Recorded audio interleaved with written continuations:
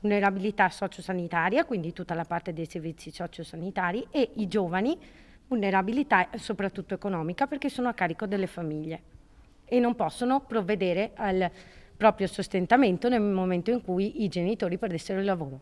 Una provincia sempre meno giovane, dove in media ogni 3 anziani ci sono 2 ragazzi, con picchi che fanno salire il rapporto anche a 4-2, come avviene a Vittorio Veneto, ma soprattutto una provincia dove le disuguaglianze economiche sono evidenti, soprattutto nelle zone delle colline del Prosecco.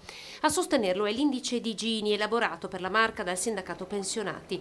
Se a Treviso l'indice di disuguaglianza è pari allo 0,49, dove 1 significa alto, a Moriago della Battaglia sale fino allo 0,65. Nei comuni del Prosecco, Tarso, San Polo di Piavere, Frontolo, Ormella il 30% dei contribuenti dichiara redditi tra lo 0 e i 10.000 euro. La Marca dei ceti medi, questo ci racconta la ricerca, dove il reddito medio è di 21.553 euro per contribuente.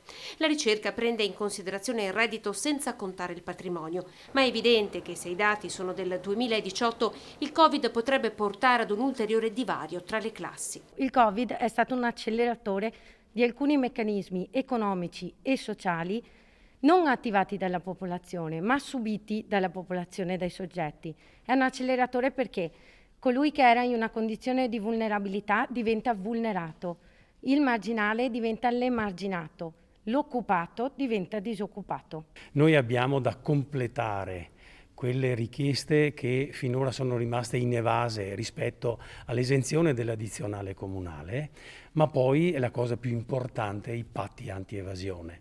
Qui avremo un confronto serrato con tutti i comuni, perché i comuni potrebbero avvantaggiarsi di entrate ulteriori per poter poi dare dei servizi alla popolazione, quella più debole, i giovani e gli anziani. Con questi dati alla mano il sindacato chiede ora alla politica più interventi di welfare, asili e scuole per le famiglie e poi ai comuni l'applicazione dell'esenzione IRPEF, ove possibile.